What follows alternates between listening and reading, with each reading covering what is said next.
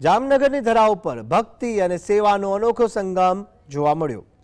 અનંત અંબાણીના vision સમાન વનતારા યુનિવર્સિટીના ઉદ્ઘાટન પ્રસંગે બોલિવૂડના દિગ્ગજો અને અંબાણી પરિવાર એક સાથે રાધે રાધેના નાદમાં ઝૂમી ઉઠ્યા હતા। પવિત્ર માટી અને જળના પૂજન અને વિશાળ પુસ્તક પર હસ્તાક્ષર સાથે શરૂ થયેલું આ ગુરુકુળ વિશ્વ માટે આકર્ષણનું કેન્દ્ર બન્યું છે। જોઈએ આ મંગલમય સમારોહનો વિશેષ અહેવાલ।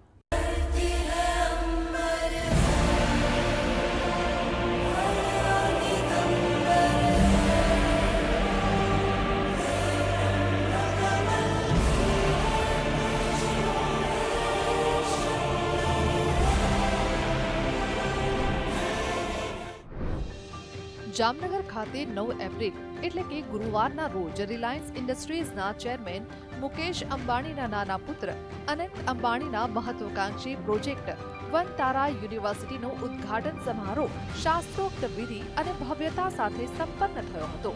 આ મંગલ પ્રસંગે મુકેશ અંબાણી, નીતા અંબાણી, અનંત અંબાણી અને રાધિકા મર્ચન્ટ સહિત સમગ્ર અંબાણી પરિવારે વિધિવત પૂજા અર્ચના કરી હતી। કાર્યક્રમની શરૂઆતમાં શ્રીફળ વધેરીને અને હાર પુષ્પ અર્પણ કરીને આધ્યાત્મિક વાતાવરણમાં યુનિવર્સિટીના નિર્માણ માટે આશીર્વાદ લેવામાં આવ્યા હતા।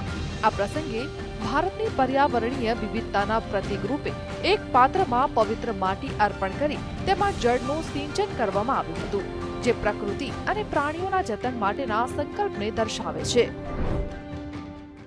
આ ઐતિહાસિક ઉદ્ઘાટન સમારોહમાં બોલિવૂડના કિંગ ખાન શાહરૂખ ખાન, એનર્જેટિક અભિનેતા રણવીર સિંહ અને જાહ્નવી કપૂર સહિતના અનેક નામચીન કલાકારો મહાનુભાવોએ હાજરી આપી હતી।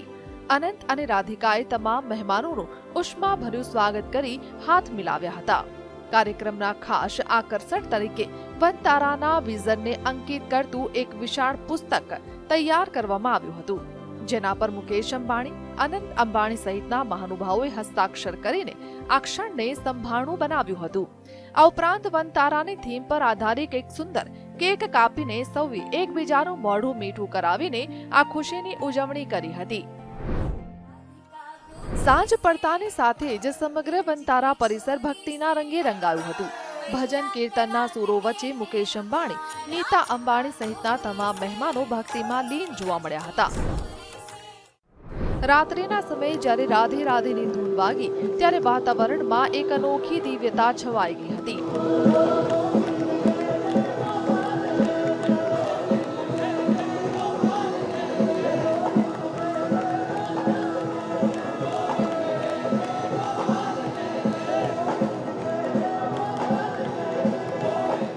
જેમાં રણવીર સિંહ, જાહ્નવી કપૂર જેવા કલાકારોએ ઉત્સાહપૂર્વક નૃત્ય કરીને સૌને મંત્રમુગ્ધ કર્યા હતા।